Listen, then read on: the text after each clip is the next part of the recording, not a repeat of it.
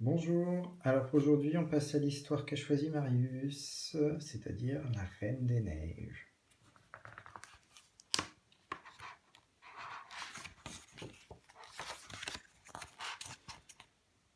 Il était une fois deux enfants pauvres qui habitaient dans un petit village.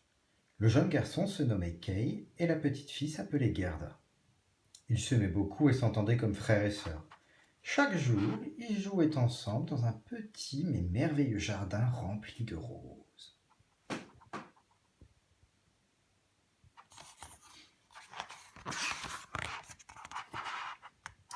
Un matin, alors qu'ils s'amusaient, aïe! Cria Kay. J'ai reçu une poussière dans l'œil. Hélas, ce n'était pas une poussière, mais un morceau du miroir brisé de la Reine des Neiges. Ce miroir était magique car il avait le pouvoir de rendre mauvais tout ce qui était bon. Ainsi, en une seconde, le gentil et calme Kay devint un épouvantable garçon. Tu es laide hurla-t-il à Gerda. Et ces roses aussi sont laides. Je préfère les flocons de neige qui ressemblent à des fleurs de glace.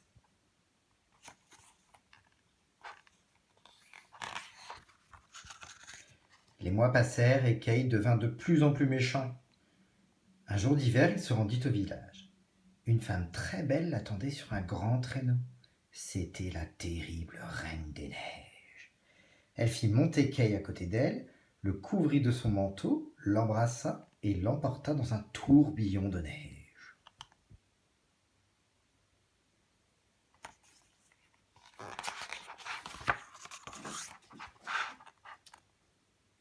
Gerda avait tout vu. Inquiète, elle se dit « Je dois retrouver Kay !» Elle partit sans attendre dans une barque sur la rivière et arriva devant la maison d'une magicienne. Comme cette maison recouverte de fleurs était belle. Envoûtée, Gerda décida d'y vivre quelque temps. Chaque matin, la magicienne lui brossait les cheveux. Mais son peigne était magique, il faisait disparaître les souvenirs.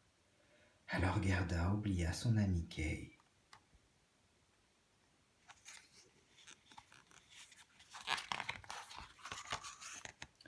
Un jour, Gerda aperçut une fleur étrange dessinée sur le chapeau de la magicienne. C'était une rose. Soudain, Gerda se souvint de Kay et des merveilleux moments qu'ils passaient ensemble dans leur jardin de roses. Alors elle quitta précipitamment la magicienne et s'en alla à travers le monde pour retrouver son amie.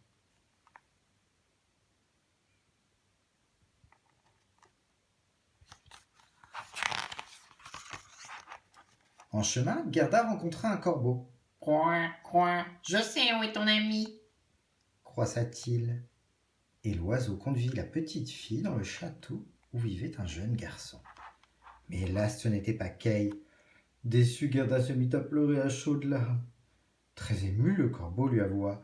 N'aie peur pas, car ton ami est en vérité prisonnier de la Reine des Neiges. C'est elle qui m'a dit de t'éloigner de l'endroit où il est. Mais je vais t'y conduire.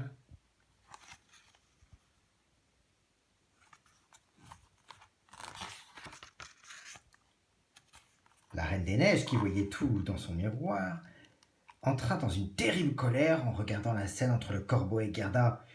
Il ne faut pas que cette petite peste me trouve hurla-t-elle. Aussitôt, elle appela des brigands et leur ordonna. Attrapez-la et tuez-la. Les brigands partirent alors à la recherche de Gerda et réussirent à la capturer.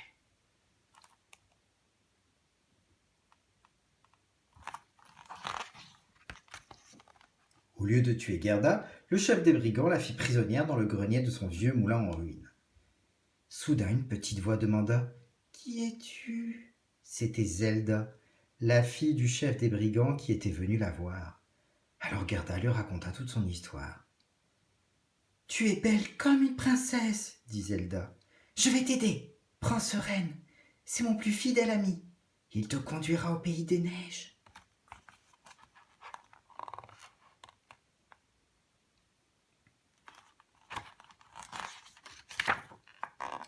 Le voyage de Gerda pour atteindre le pays des neiges dura de très longs mois.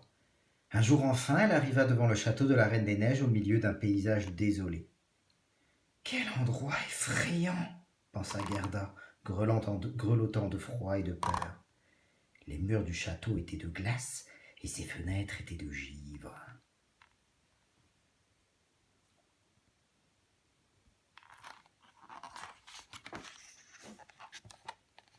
Gerda s'approcha d'une fenêtre. Oh! Elle aperçut son ami Kay. Mais à côté de lui, la Reine des Neiges avait l'air très en colère. « Je veux que tu te plaires !» hurlait-elle au jeune garçon. « Comme ça, je récupérerai le morceau qui manque à mon miroir magique. Et enfin, je transformerai le monde entier en un immense pays de glace. »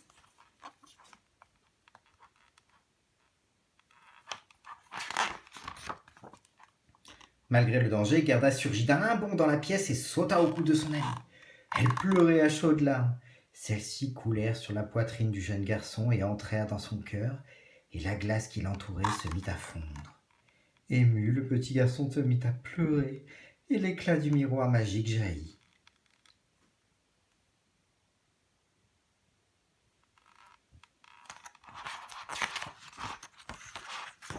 La Reine des Neiges attrapa l'éclat du miroir avant qu'il ne tombe. Mais trop tard! Les murs de glace se mirent à fondre et le palais tout entier se transforma en eau. La Reine des Neiges fut emportée à jamais par une immense vague. Alors Gerda et Kay sautèrent sur leur reine et rentrèrent chez eux. Depuis, ils jouent à nouveau dans leur merveilleux jardin rempli de roses.